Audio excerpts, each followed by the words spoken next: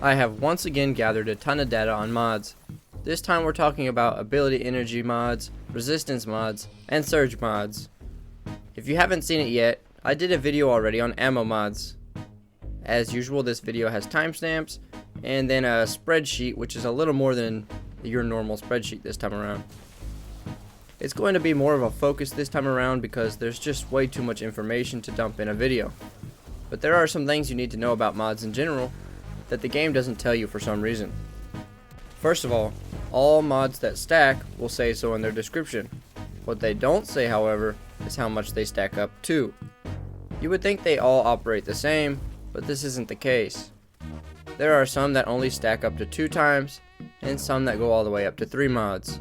The only ones that will stack to 3 are the mods that are in your chest, your legs, as well as the 3 Kickstart mods. To be more specific, here are the mods that will only stack up to 2 times. Dynamo, Ashes to Assets, and Hands-On in your helmet slot. Momentum Transfer, Bolstering Detonation, Impact Induction, and Focusing Strike in your glove slot, as well as Distribution, Outreach, and Bomber in your class item slot. The next thing that the game doesn't tell you about mods is that the ones activated by your class ability use actually scale in usefulness based off of which class you're using. Let's look at Bomber as an example. This mod grants you grenade energy for using your class ability. On a Hunter, using 2 Bomber mods will generate you 12.5% of your grenade energy back. On a Titan, you'd get 15%, and in a Warlock, you'd get a pretty hefty 25% of your grenade energy back. Then, there's 2 less important things to know about before we move on. The Orbs of Restoration mod makes it sound inferior to the other on-orb pickup mods. In reality, it grants 10% ability energy, which is the same as Innervation and Invigoration, while being better than Insulation.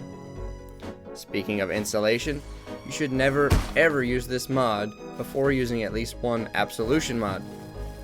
Insulation is supposed to grant you ability energy for picking up an orb of power.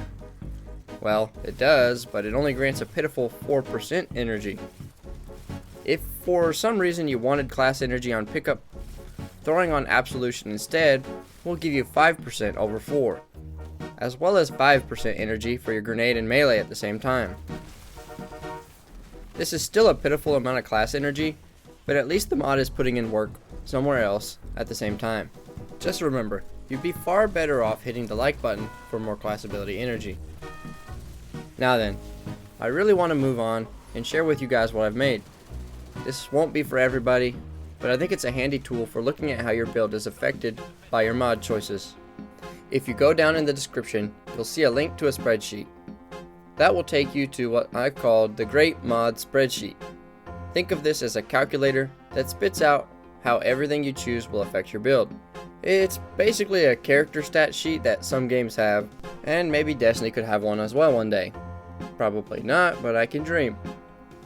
I made this because there's just way too much information to dump on you guys in a video.